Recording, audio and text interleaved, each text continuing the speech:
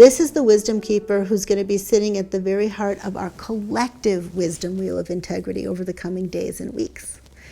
So the card I pulled with eyes closed, since I wasn't really pulling it for myself, but I was pulling it on behalf of all of us, is the wisdom keeper of imagination. So if this is the same wisdom keeper that you've pulled, this likely means that at the very heart of your experience of integrity, the personal and collective are interwoven. They're probably also amplifying each other. So I encourage you to already begin to notice how the integrity themes or lack of integrity themes that you're noticing in the outer world might be mirroring something happening inside of you or in your personal life. Now, if you drew a different wisdom keeper than the one I picked, find the wisdom keeper of imagination in your deck and place her in the middle of your wheel of integrity, right next to your wisdom keeper. So basically, you should have a pair of wisdom keepers right in the middle of your wheel, holding the center together. Okay, so as I share about the wisdom keeper of imagination, I invite you to let your own imagination help you uncover possible areas of thematic synergy between the two. Now, personally, I was so happy when I pulled this card. I think it's such a good one for all of us. Lord knows if there is a shadow state that's running rampant around the planet at the moment, it is the shadow of confusion. Okay, so now I'm going to read from the Wisdom Keeper's Inner Guidebook. Feel free to listen with your eyes open or closed. It's totally up to you. The gift of imagination, the shadow of confusion, the city of illumination. If you allow your pain or the world pain to be expressed through an artistic process, you will see alchemy in progress. My wisdom story. My grandparents suffered unspeakable cruelty during the war. They managed to escape with my parents just before the rest of their family was brutally killed. They never spoke of what happened, and my parents knew not to ask. Instead of looking back, my parents devoted their lives to providing their children a safe and secure future free of persecution by focusing on our successful assimilation and keeping our family's pain snugly under the rug. As a young girl, I wanted to please them, so I did my best to imitate those around me and kept my questions about our family's past to myself.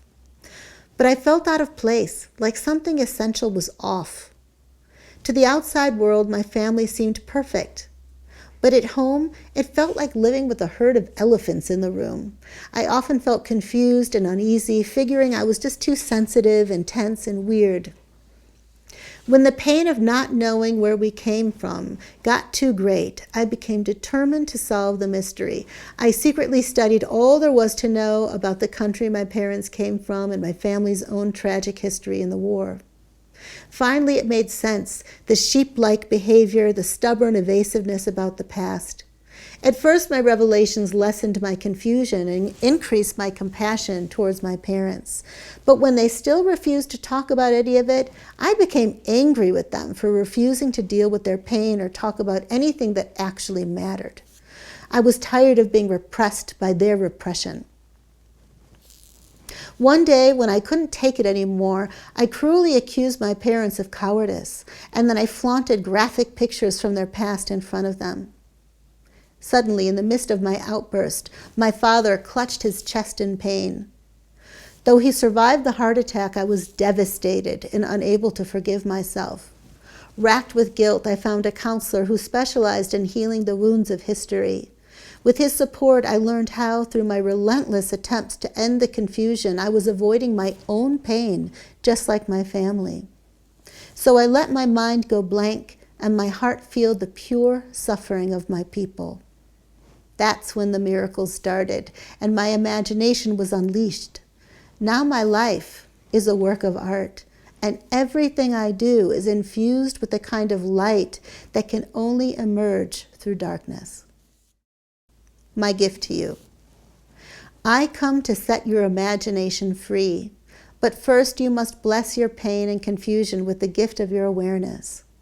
In the presence of confusion, there's nothing to do, nowhere to go, nothing to figure out.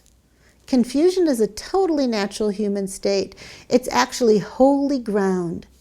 So taste it, embrace it, but do not try to change it, interpret, or get rid of it. As soon as you remember that you are not your confusion, its true diamond nature will emerge from the coal, and your imagination will be released so that you can give expression to your pain and inner demons through a fulfilling process of creativity. Whether you're expressing with a paintbrush or a pen, be honest, courageous, illogical, and wild. Go where no one else has gone before.